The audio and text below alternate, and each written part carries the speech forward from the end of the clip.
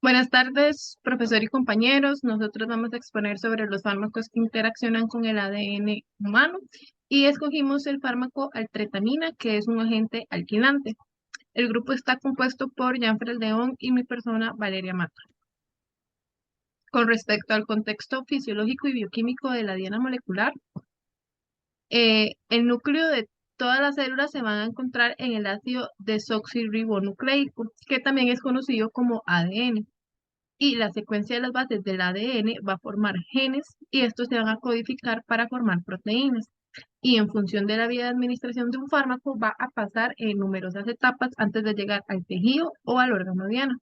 Durante todo este proceso de absorción, metabolización, transporte, degradación y excreción del fármaco, van a intervenir numerosas proteínas.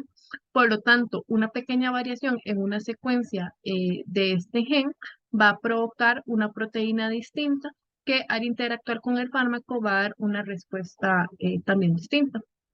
Los agentes alquilantes van a ser medicamentos antineoplásicos que van a ser independientes del ciclo celular que va a funcionar principalmente mediante la unión de los grupos alquilo a varias partes del ADN. Y la acción general va a producir un entrecruzamiento del ADN, lo que va a conducir a la inhibición de la replicación del ADN y el daño del ADN. Los agentes alquilantes también son moléculas que reaccionan con átomos nucleofílicos y van a formar un nuevo enlace covalente, transfiriendo uno o varios carbonos. En el caso más sencillo, cuando la transferencia es de un único átomo de carbono, el proceso se va a llamar metilación y el efecto general es la muerte de las células cancerosas. Bueno, también saber que los subgrupos de estos medicamentos son las mostasas nitrogenadas, las nitrosurias, los sulfonatos de alquilo, las triacinas, las etilenaminas y las metilenaminas. Los agentes alquilantes son medicamentos antineoplásicos que añaden un grupo de alquilo al ADN para causar la muerte de las células cancerosas. Diferentes estudios han demostrado que las moléculas de los agentes alquilantes reaccionan con las bases de ADN, especialmente con la guanina.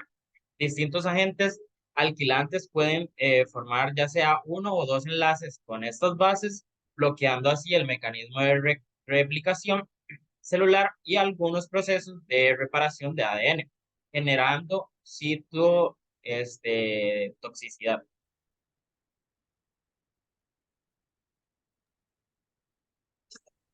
Este efecto citotóxico en las células mediante la adición de un grupo alquilo a varios constituyentes celulares serían los siguientes.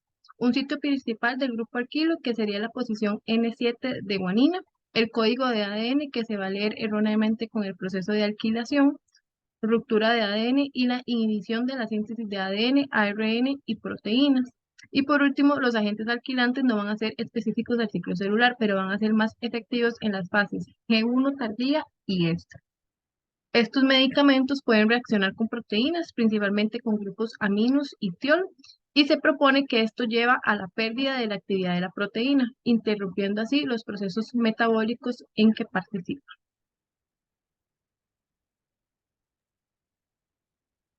Dentro de los aspectos fisiológicos y bioquímicos de la patología, bueno, la capacidad para reparar los daños en el ADN es una característica esencial para la supervivencia de las células.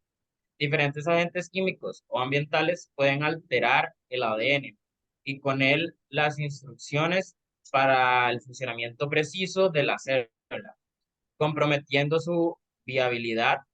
Los agentes alquilantes impiden la reproducción de las células al dañar su ADN. Estos medicamentos ejercen su acción en todas las fases del ciclo celular y se usan para tratar muchas clases diferentes de cánceres, incluyendo el cáncer de pulmón, el cáncer de mama, el de ovario, así como las leucemias, también el linfoma, la enfermedad de Hodgkin, el mieloma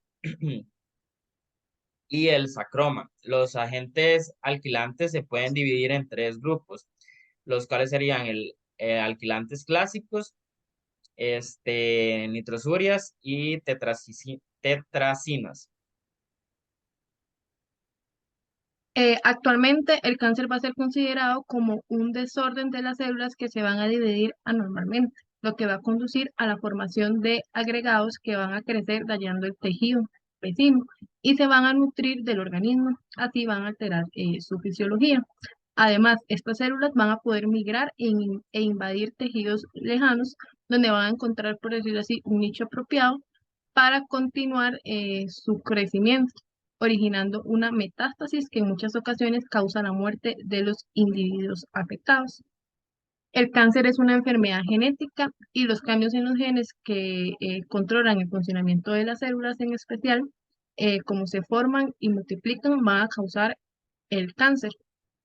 Los cambios genéticos que causan el cáncer se producen por estos motivos: por errores que ocurren cuando las células se multiplican, por daños en el ácido desoxirribonucleico, por sustancias perjudiciales en el medio ambiente, como las sustancias químicas en el humo de tabaco y los rayos ultravioletas del sol, o por herencia de padres a hijos.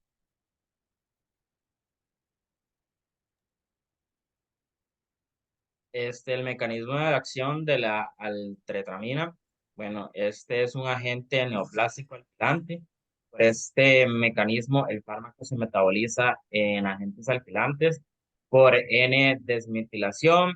Estas especies alquilantes, en consecuencia, dañan las células tumorales y funciona al desacelerar o detener el crecimiento de las células cancerosas en el cuerpo.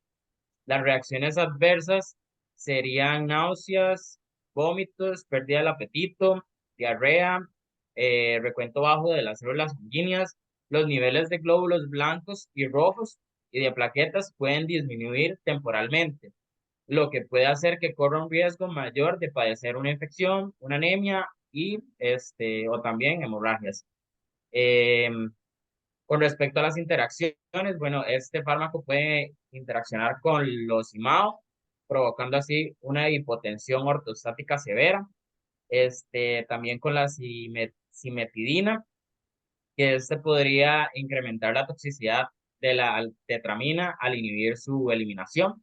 Y por último, la piridoxina no debería administrarse junto con la altretamina.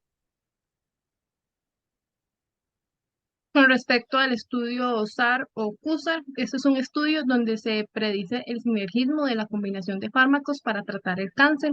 Utilizaban métodos de CUSAR y estudios de modelado. Estos estudios han descubierto que estos algoritmos van a proporcionar un mejor rendimiento en promedio entre objetivos. Y este estudio, por realizar modelos in silico, es de gran importancia porque reduce el número de pruebas in vitro por predecir cuáles combinaciones son más probables a hacer sinergismo. Estas serían nuestras referencias. Gracias.